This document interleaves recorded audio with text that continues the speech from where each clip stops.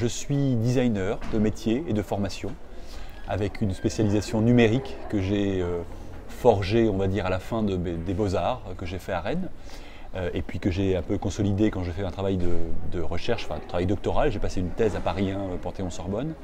Et aujourd'hui, mon activité, elle est un peu triple. En tout cas, elle se partage en 3 pôles d'activité. D'une part, designer. Je continue mon activité auprès de différents commanditaires. Donc j'ai cette activité indépendante. Et je suis enseignant-chercheur à l'Université Paris 1, Panthéon-Sorbonne, et en lien avec d'autres entités comme l'ENSAD, les arts décoratifs, l'ENSAD Lab. Donc en fait, mon métier, il est dans cette espèce de zone un peu inconfortable, tantôt, entre recherche, enseignement et création. Inconfortable parce qu'on n'est jamais polarisé à une seule tâche ou activité ou mission, mais en même temps, j'essaie de construire quelque chose qui fait sens dans cette espèce de triade là d'activités. Je suis un peu amené à collaborer avec aussi différents publics et différents collaborateurs et spécialistes, etc. Ce qui est aussi un peu rafraîchissant. En fait, c'est un domaine, on le voit d'ailleurs à travers les présentations, qui est traversé par différentes problématiques. La question du langage, la question donc de l'expressivité, de l'annonciation, la question de la traduction visuelle, donc quelles sont les mises en forme et les matérialisations formelles qui sont à l'œuvre. Ça fait partie d'une expertise, mais c'est aussi des sujets de réflexion. La question de la valeur de la donnée, comment on la construit, comment on l'obtient, comme l'a montré Paul Girard très bien. C'est pas un donné, un acquis, c'est un travail qui s'élabore. Et ce qui m'intéresse dans la représentation de données, c'est qu'elle est un petit peu l'agrégat, le catalyseur, la synthèse un petit peu de ces différentes rencontres disciplinaires, différentes questions. Et qu'en fait, c'est plus un terrain d'échange et de collaboration intellectuelle aussi, qu'une sorte de finalité en soi, un point d'arrivée en fait. C'est presque un point de rencontre des disciplines. Et c'est ça qui le rend, je trouve, particulièrement intéressant aujourd'hui. Les métiers qui m'étaient méconnus encore qui me sont encore largement méconnus, mais comme le journalisme par exemple, sont des domaines et des métiers que je découvre par le truchement de ce domaine. Et en fait, je travaille en collaboration avec les journalistes et je comprends aussi comment leur métier se constitue, quels sont à la fois ce qu'ils veulent faire entendre, peser, quelles sont leurs exigences. Et je trouve que c'est aujourd'hui, en tout cas, la place qu'occupe la représentation et l'utilisation de données, elle permet ça. Peut-être elle permet de fertiliser des rencontres créatives et intellectuelles et peut-être de créer de nouveaux espaces de recherche.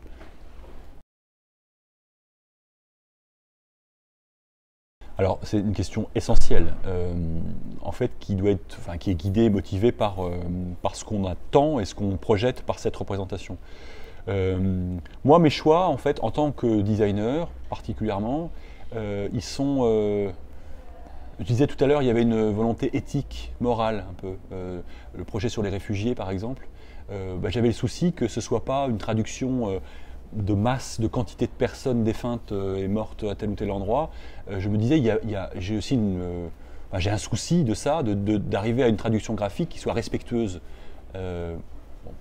Et donc, je ne voulais pas qu'il y ait d'étagement de manière de dire, il y a des choses qui sont négligeables, vous voyez, et puis des choses qui sont préoccupantes. Non, tout est préoccupante. Une personne comme 10 000. Et donc, mon travail, une part de mon travail, ça a été d'essayer de trouver dans des réglages graphiques et colorés comment on pouvait respecter une sorte de saillance. J'ai trouvé, c'était pas une solution, mais c'est une manière de faire. Cette même saillance visuelle. On diminue l'intensité, on augmente la transparence, on augmente l'intensité de la couleur. Et alors on a un point plus petit, mais il est saillant, une sorte de zone d'équilibre. Ça, c'est des questions qui m'intéressent beaucoup. Je me dis comment on peut être chargé d'un certain nombre de motivations. Alors il y a d'autres intentions et parfois lorsqu'il y a des situations, j'avoue être totalement subjectif parfois aussi dans certaines traductions. Enfin, il y a des choses qui me touchent, auxquels j'ai envie d'accorder plus d'importance. Et quand il y a un événement qui me semble, ou quelque chose qui apparaît par la donnée qui me semble prégnant, j'ai tendance à avoir un acte de mise en évidence, je mets l'emphase, et le travail graphique me permet de mettre l'emphase là-dessus. Donc c'est des choix qui sont difficiles, et je crois que les corporations, les métiers, la manière dont on traite et on utilise et on produit ces visualisations est portée par des seuils d'exigence et des niveaux d'exigence. Le mien est un peu différent de celui du journaliste. J'avoue ma part de subjectivité, mais en même temps, j'ai envie de trouver la position qui m'est confortable. Ouais. L'idée, c'est d'arriver à faire entendre qu'il y a des postures et des motivations qui ne sont pas poussées ou guidées par les mêmes intentions de vérité. même volonté de vérité ou d'aboutissement à une certaine vérité. Et donc, je dirais, un peu rapidement pour le dire, je dirais que l'art et le design sont peut-être davantage prompts à soutenir qu'il peut y avoir de l'indice dans ce monde. Les indices sont peut-être des choses qui sont inachevées, qui ne tendent pas à la vérité, qui n'y prétendent pas plutôt, qui tendent mais qui n'y prétendent pas, c'est peut-être une distinction qu'il faut faire, et qui nous permettent encore de nous dire que chaque proposition visuelle a lieu de point de démarrage d'une réflexion sur le monde, etc. Et ça, j'aime l'idée que les productions que j'essaie de développer soutiennent cette idée-là. Qu'on n'est pas dans une espèce de projet avorté ou de second intérêt, vous voyez, de second degré. C'est peut-être une manière d'exister, de mettre au monde des projets aujourd'hui qui ne clôt pas la signification, mais qui en offre un point de départ, quoi.